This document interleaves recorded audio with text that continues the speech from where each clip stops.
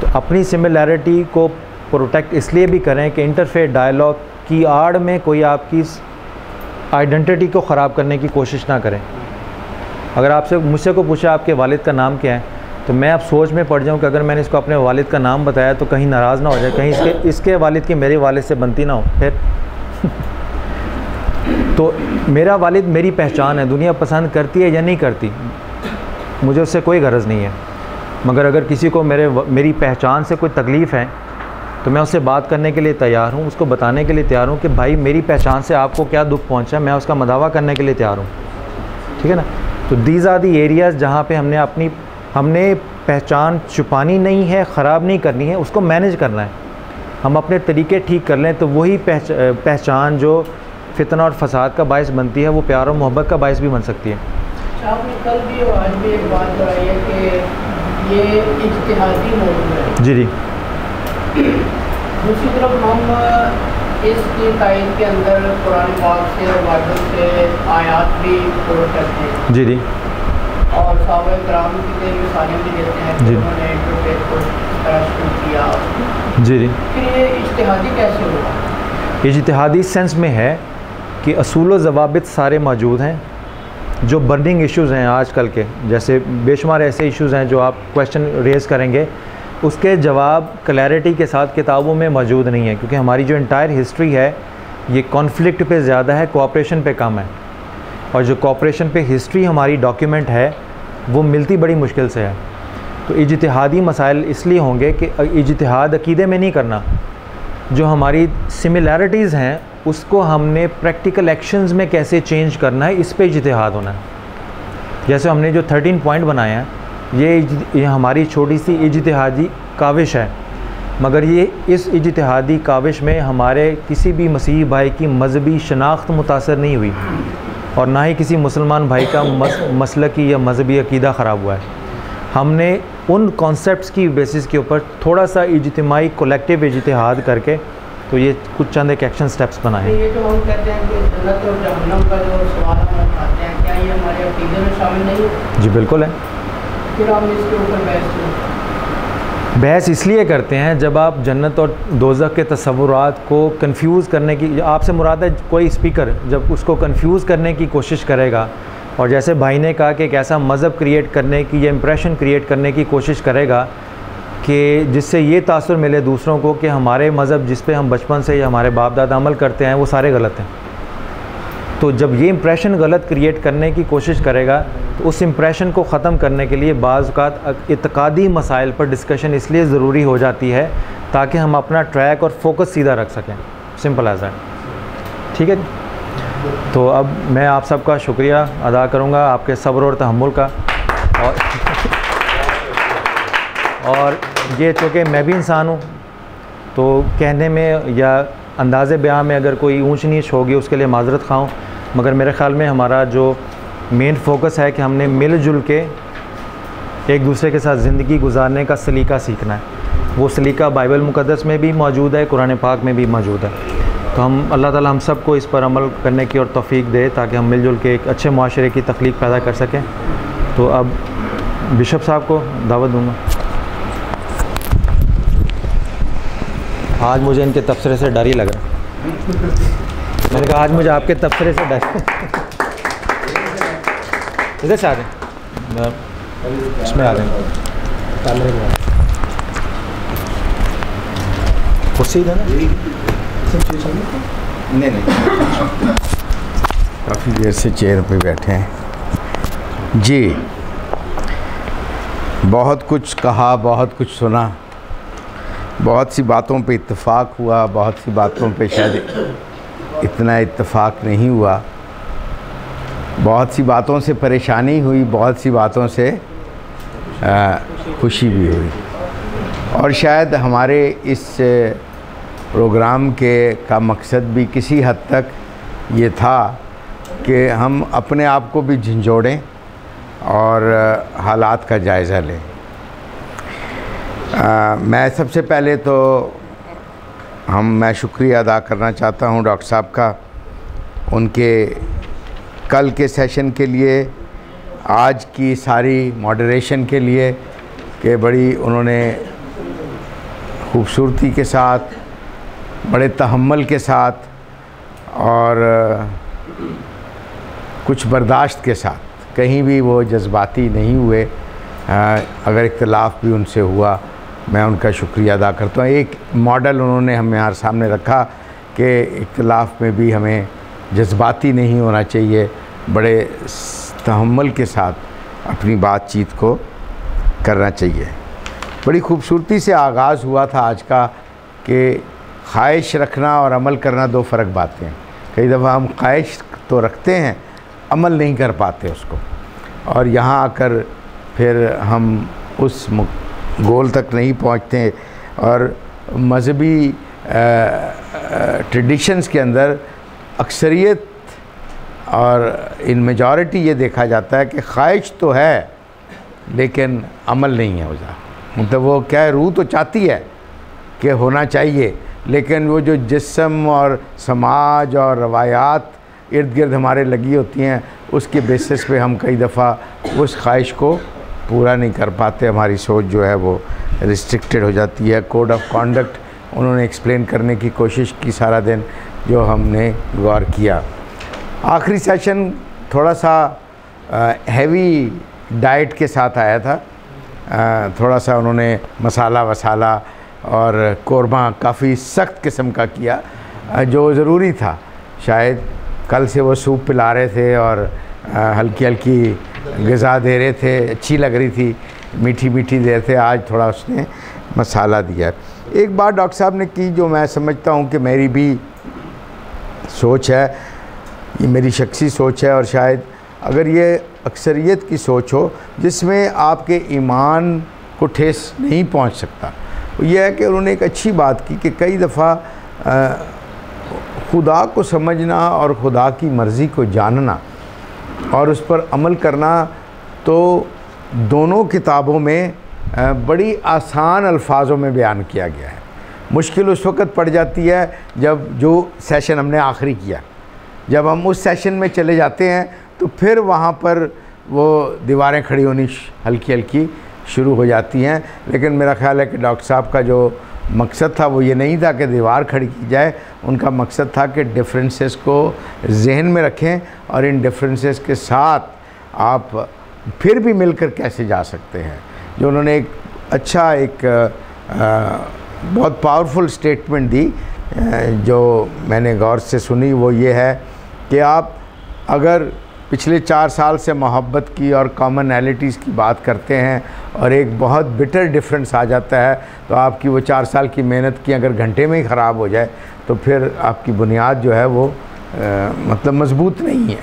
सो इस एक्शन को करने के लिए डिफरेंसेस को भी रखें जहन में, जो मैं समझता हूँ कि बहुत ज़रूरी है, इंटेलेक्चुअली इम्पॉर्टेंट है, शायद प्रैक्टिकली भी इम्पॉर्टेंट है। लेकिन कुछ हक़ाइक़ ऐसे हैं जो शायद जो उन्होंने डिफरेंसेस बताए हमें, ये कोई आज पहली दफ़ा नहीं आए हैं। जिन्होंने स्टडी की है या जो मदरसों में पढ़े हैं, जिन्होंने गहराई में अपनी स्टडीज़ की हैं, वो जानते हैं कि ये डिफरेंसेस बड़े सालों से चल रहे हैं और अभी तक इसका कोई हल नहीं है, और शायद इसका कोई हल निकलेगा भी नहीं, कभी भी नहीं निकलेगा, क्योंकि ये दोनों मज़ाहिब के ईमान के पिलर्स हैं। तो आप जब पिलर ही ला देंगे तो वो तो सारा ढांचा ही बैठ जाएगा नीचे। सो ये शायद कोई भी ना करे। लेकिन एक बात जो हमने कल मैंने आपसे शेयर की थी और मैं एक दफ़ा फिर दोहराना चाहता हूँ, और वो ये था कि इंटरफेथ ब्लेसिंग्स के अंदर जो सबसे बड़ी बात है वो ये कि हम अपनी ब्लेसिंग को कैसे बांटते हैं। रिलीजियस लीडर हैं, जब हम रिलीजियस लीडर्स हैं तो ये हमारा ईमान है और हमारा तजर्बा भी होना चाहिए कि हमें अल्लाह ताला की तरफ से कोई नेमत, कोई बरकत मिली है, इसको हम अक्लमंदी के साथ बांटते कैसे हैं लोगों में, जिससे नफ़रत नहीं पैदा हो बल्कि जिससे बर्दाश्त पैदा हो या मेल मिलाप की रूह पैदा हो। और वो है कि हम हर बात पर इत्तेफाक तो कभी भी नहीं करेंगे। मियाँ बीवी का नहीं होता है, ये तो दो मज़ाहिब की बात है। कभी मियाँ बीवी एक बात पर इत्तेफाक 100% नहीं करते। सबसे ज़्यादा बुज़ुर्ग हम में से कौन है यहाँ पर? शायद बिशप साहब ही होंगे। या बिशप साहब से भी, इनसे भी अगर पूछ लें। अच्छा ये भी हैं, हाँ। बात कर रहे हैं वो है। अच्छा चले, मैं ही सही। तो मैं तो कहता हूँ, मेरी शादी को इस वक्त 30 साल से ज़्यादा हो रहे हैं, लेकिन मैं इसको पूरे इत्मीनान के साथ नहीं कह सकता कि मुझ में और मेरी वाइफ में 100% एग्रीमेंट है हर चीज़ पर। नहीं होता, कहीं नहीं होता, तो कभी भी मज़हब के दरमियान भी नहीं हो सकता। That is a reality. लेकिन इस डिफरेंस के अंदर भी हम फिर भी इकट्ठे होते हैं और हम अपनी बरकतों को, अपने टैलेंट्स को, अपनी नेमत को और को बांटने की कोशिश करते हैं बच्चों के साथ या अपने अजीज़ों के साथ, पड़ोसियों के साथ। और यही शायद इंटरफेथ की थोड़ी सी काविश है। डिफरेंस तो हमारे रहेंगे, बट द इशू इज़, जो मेन इशू है कि how do we share our blessings. जो नेमत आपके पास है, जो नेमत मेरे पास है, इसको हम बांट कैसे सकते हैं जिसमें मज़ीद झगड़ा ना हो, बल्कि एक दूसरे को तक़वियत मिले। सो ये सोच लेके जाना भी बहुत ज़रूरी है। जब हम डॉक्ट्राइनल एस्पेक्ट की गहराई में जाएंगे, जैसे उन्होंने कहा जी थियोलॉजी हमेशा प्रॉब्लम क्रिएट करती है कई दफ़ा, लेकिन आज उन्होंने थोड़ी सी कल उन्होंने हमें ये कहा था कि खुदा को समझने के लिए सिंप्लिसिटी है। आज उन्होंने थियोलॉजिकल बेसिस लाई, और थियोलॉजी मैं मानता हूँ बहुत कॉम्प्लिकेशंस क्रिएट कर देती है जब वो उसकी डिफरेंट एक्सप्लेन, चाहे वो इस्लाम की तरफ से हो, चाहे वो क्रिश्चियनिटी की तरफ से हो, फिर उसमें जहन जो है वो मुख्तलिफ। अब मैं जज्बात अपने साथियों का भी देख रहा था, अपने मुसलमान भाइयों का भी देख रहा था, जब डॉक्टर साहब दोनों प्रेजेंटेशंस कर रहे थे। अब थी तो वो हक़ाइक़ की बातें, कोई भी उनको झुटला नहीं सकता, ठीक है ना। कुछ बातें हैं जो दोनों मज़ाहिब के लिए जो है वो मैं समझता हूँ कि फ़ख्र की बात है, और कुछ ऐसी चीज़ें हैं हमारे रिलीजियस प्रैक्टिसेस में हो चुकी हैं या हमारी इंटरप्रिटेशन ऑफ फेथ में हुई हैं, जिससे कभी कभी हमें भी शर्म आ जाती है। जैसे आज मैं कहता हूँ कि जो उन्होंने बंदूक की निशानी दिखाई, मैं समझता हूँ कि वो कोई भी क्रिश्चियन जो सही तरीके से सोचता होगा इसको अप्रिशिएट नहीं करेगा कभी, कि बंदूक की नालियों में अगर बाइबल की वर्सेस या कोट की जाएं या उनके रेफरेंसेस कोट किए जाएं। So that is a thing which nobody will appreciate. इसी के साथ साथ इस्लाम में भी कुछ ऐसी चीज़ें हैं जिससे आम मुसलमान जो है वो इत्तेफाक नहीं करता। जो लोग कुछ हरकतें कर रहे हैं पाकिस्तान में या इधर उधर, जहाँ पर वो ये भी तालीम देते हैं कि एक इंसान का कत्ल पूरी इंसानियत का कत्ल है, जो बिल्कुल यानी कि बिल्कुल ही मासूम किस्म के लोगों को मार देते हैं, बमों में मार देते हैं, बच्चों को मार देते हैं, तो वो इंसानियत का कत्ल नहीं कर रहे, नाम इस्लाम का लेते हैं। तो ये चीज़ें हैं, कई चीज़ें हमारी रिलीजियस प्रैक्टिसेस में हैं जिससे हम खुद शर्मसार हैं और हमारे पास उसकी कोई एक्सप्लेनेशंस नहीं है क्यों हो रही हैं। ये जुनूनी बातें हैं, जज्बाती बातें हैं, एक्सट्रीमिज़म की बातें हैं। क्रिश्चियन ज़ायनिज़म की बात की, वो भी एक एक्सट्रीम एलिमेंट है। क्रिश्चियनिटी में भी एक्सट्रीमिस्ट ग्रुप्स हैं, इस्लाम में भी एक्सट्रीमिस्ट ग्रुप्स हैं, दोनों जगह। लेकिन जो सबसे ज़रूरी बात हमारी एफ़र्ट्स की है वो ये है कि हम यहाँ रहते हैं, ये हमारा मुल्क है, ख़ाह हम अक्सरियत में हैं या अक़लियत में हैं, हम एक खुदा को मानने वाले लोग हैं। ये पाकिस्तान की खुशकिस्मती है। इसी खुशकिस्मती को हमने अपनी बदकिस्मती बना ली है। इसी अच्छी खबर को हमने बुरी खबर बना दी है अपने लिए और अपने माहौल के लिए और अपने इस इकट्ठे रहने के लिए। सो मैं उम्मीद करता हूँ कि ये एक्सरसाइज जो हम चंद सालों से कर रहे हैं, 2-3 सालों से, जैसे आपने 2007 से देखा है कि ये पहली दफ़ा नहीं हो रही है एक्सरसाइज। ये एक्सरसाइज में लोग बदलते रहे हैं वक्तन, लेकिन ये बहुत पुरानी एक्सरसाइज है। मैं उम्मीद करता हूँ कि आगे बढ़ने की ज़रूरत है। मैं डॉक्टर साहब से इत्तेफाक भी करता हूँ, इख्तिलाफ़ भी करता हूँ एक बात पे, कि इत्तेफाक इस बात से करता हूँ कि जो हमारे डिफरेंसेस हैं उनको भी हमें बाईपास नहीं करना चाहिए, उस पर पर्दा नहीं डालना चाहिए। लेकिन मैं इख्तिलाफ जिस बात पर करता हूँ, शायद पहले ज़रूरत है कि एक रिश्ते को मजबूत किया जाए, एक ट्रस्ट को इस्टेब्लिश किया जाए। जब मोहब्बत हो जाती है तो इख्तिलाफ भी बड़े आराम से बर्दाश्त हो जाता है। लेकिन जब मोहब्बत ही नहीं है और इत्मीनान ही नहीं है तो वहाँ इख्तिलाफ जो है वो फिर एक जहर बन जाता है और फिर उससे और मुश्किलात भी पैदा हो सकती हैं। सो हमारी कोशिश ये है, हम सब जानते हैं कि भाई अगर इस्लाम और क्रिश्चियनिटी में फ़र्क नहीं है तो फिर ख़त्म करो इस्लाम और क्रिश्चियनिटी को, फिर एक ही हो जाओ। फिर लहदा क्यों है हम? फ़र्क है तो लहदा है ना, उससे तो डिफरेंस, उससे तो कोई इनकार नहीं कर सकता। और मैं अपने ईमान पर फ़ख्र करता हूँ और आप अपने ईमान पर फ़ख्र करते हैं और हमें करना भी चाहिए। लेकिन हमारी कॉमनैलिटीज़ जो हैं उसके ज़रिए हमें अपने अंदर एक ब्रिज बनाने की ज़रूरत है, एक पुल बनाने की ज़रूरत है, जिसके बेसिस पर हम एक दूसरे के घराने की तरफ सफ़र तो कर सकें, बीच में गैप ही ना रहे ताकि हम देख भी ना सकें एक दूसरे को। सो ये एफ़र्ट है, ये कोशिश है।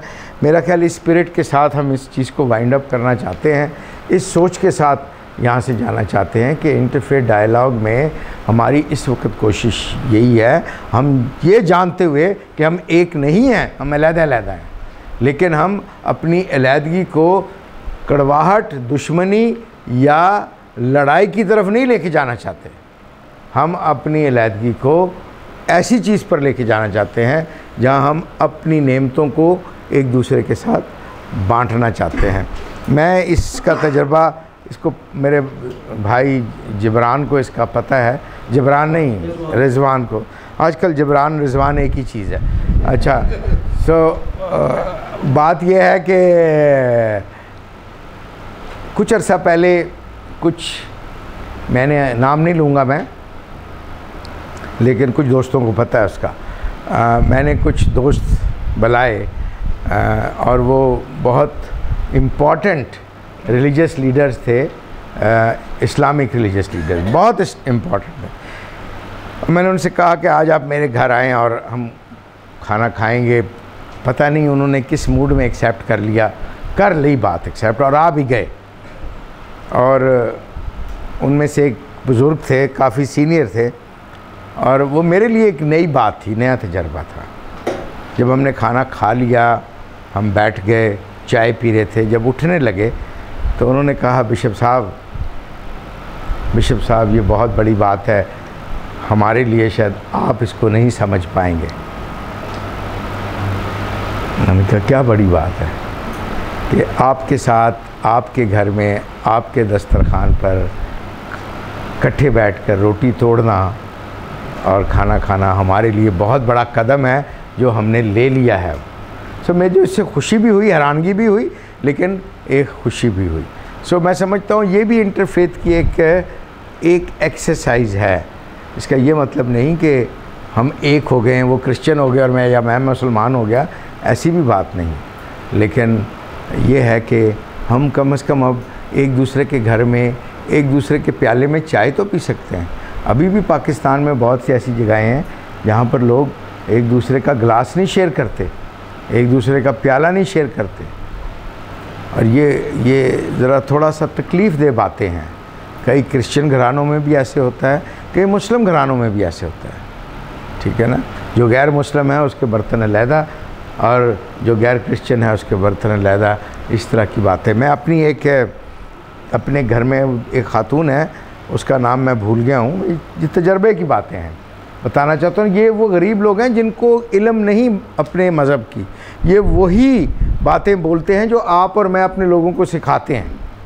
दे आर इलिटरेट पीपल, मगर उनका ईमान आपके बयान से बनता है, क्योंकि ईमान सुनने से पैदा होता है ना। हमारे तो ये लिखा है कि ईमान सुनने से पैदा होता है।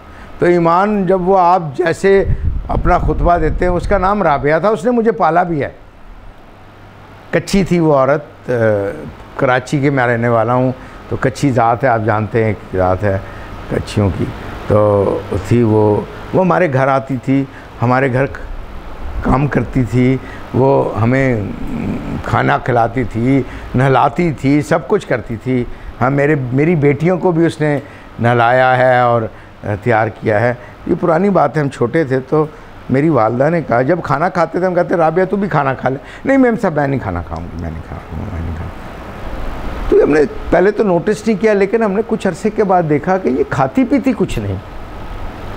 तो एक दिन मेरी वालदा ने उससे पूछ ही लिया कि राबिया तू खाती क्यों नहीं है खाना हमारे घर, तुझे इतनी दफ़ा हम खाना देते हैं, पूछते हैं, तू खाती क्यों नहीं। कहने लगी मौलवी साहब ने कहा है मेम साहब कि मसीहों के घर से खाना नहीं खाना, क्योंकि ये लोग जो हैं ये सूअर खाते हैं, सूअर का गोश्त खाते हैं, इसलिए तू ये खाना नहीं खाएगी, मतलब इसलिए मैं नहीं खाती आपके घर से खाना। अब वो बेचारी एक सादा अनपढ़ खातून थी, उसको सिर्फ ये कहा कि राबिया हमारे घर में खाना कौन पकाता है, तू पकाती है ना, तेरे हाथ से पकता है जो हम खाते हैं। तो तूने कितनी दफ़ा देखा है कि ये चीज़ हुई है। तो एक सेकंड लगा उसकी सोच को बदलने के लिए, और उसी दिन से फिर वो शुरू हो गई। तो ये चीज़ें हमने खुद दीवारें खड़ी की हैं, हम जो मजहबी रहनुमा हैं। अगर आज नफ़रत है, आज दूरी है हमारे लोगों में, तो इसकी बहुत बड़ी ज़िम्मेदारी कुछ हमारी भी है। कुछ हमारे अकीदों की बातें तो जो हैं वो हैं अपनी जगह, लेकिन उनको एक्सप्लेन हमने कैसे किया है, उनको हैंडल हमने कैसे किया है, उनको हमने समझाया किस तरीके से है, इससे भी बहुत कॉम्प्लिकेशंस पैदा हुई हैं। डिफरेंस से मैं डिनाई नहीं करता, डिफरेंसेस हैं जी। कि पार्टीशन से पहले हिंदू हमारे साथ यही कुछ करते हैं, और मतलब वो दफ्तर अलग करना और खाना पीने से, वो तो अब भी करते हैं, वो तो हिंदुओं के साथ भी करते हैं। हाँ, उनका तो कास्ट सिस्टम ऐसा है। आज हम भी उन्हीं के रास्ते पे चल पड़े हैं। सो बात ये है कि आई थिंक जो हमने रोया देखी है, जो विज़न देखा है कि हमने पाकिस्तान से जो बर्दाश्त की रूह को बिल्कुल ख़त्म कर दिया, इसको वापस लाने की ज़रूरत है।